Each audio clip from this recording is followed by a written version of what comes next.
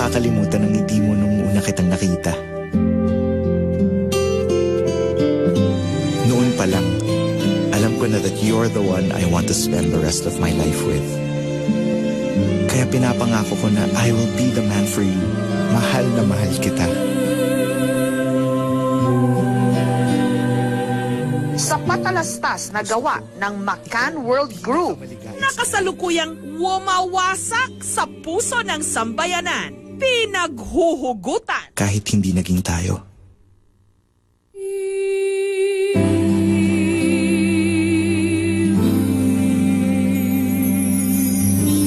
I'll always be your best friend. Viral ngayon, marami ang affected much. Lumikha ng kung ano-anong comments, sangkatutak na memes, at pati na parody. Sinabi ko na sa sarili ko, she's the one. Pero sino nga ba ang mga bida sa patalastas? Ang bride sa video, Thank you for everything. I will always love you, and you will always be my best friend. si Melissa Lauren Atedero, 25 years old, isang entrepreneur. It's very rewarding kasi mahirap din naman talaga siya. Hindi siya kasing dali ng inaakala ng lahat. Kasi time-consuming din and talagang you have to give it your all. Pero at the end of the day, pag maganda yung naging result at saka yung product, masaya. Hanggang ngayon, hinihintay pa rin daw niya ang kanyang The One. Pero maski na mahaba ang kanyang hair sa viral video, mantakin nyo si Melissa na friend zone na rin daw.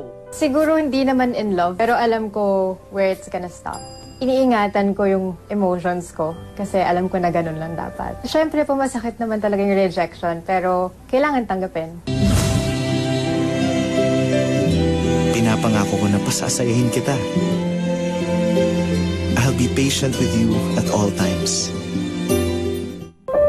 Pero ang mas kinaiintriga ngayon ng marami, sino nga ba ang martir na best friend na kumukuha rin ngayon ng milyon-milyong simpatya? Will you marry me, Bes? Siya ang hunk na si Mark Tam. Nagulat ako kasi para sa akin, hindi ko akalain na gano'n ng kabilis viral yung video. Sabi ko sa sarili ko, sakit naman ng role na gagampanan ko. Pero kaya ko kaya yun kasi medyo emotional nga. Hindi naman ako usually gumagawa ng ganong scenes. Tawa ng Diyos na kayanan ko naman.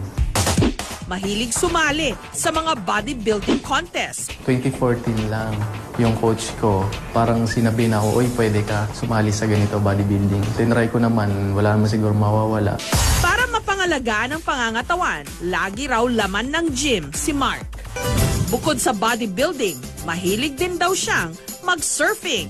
Mag-hiking, mag-beach. Doon yun kasi talaga yung hilig ko eh. Mahilig akong gumala. Hanggang pinasok niya ang modeling. Yung agent ko kasi may shoot sila dun sa school namin. Nakatambay lang ako dun, nanonood ng shoot nila. In-approach niya ako. Then, yung pwede daw ba akong kuning model. Then, yun na, doon na nag-start.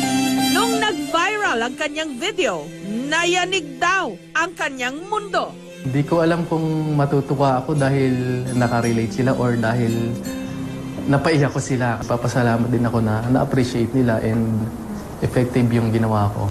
Pero dahil kinakitaan ng husay sa pag-arte, ang tanong ng marami, may balak ba siya ngayong mag-showbiz? Hindi ko pa napag-isipan yan kasi nabigla pa ako ngayon eh. Hindi pa nagsisingin sa akin. So, bahala na kung ano man ang kalalabasan nito. Pero sa totoong buhay, si Mark hindi raw talaga miyembro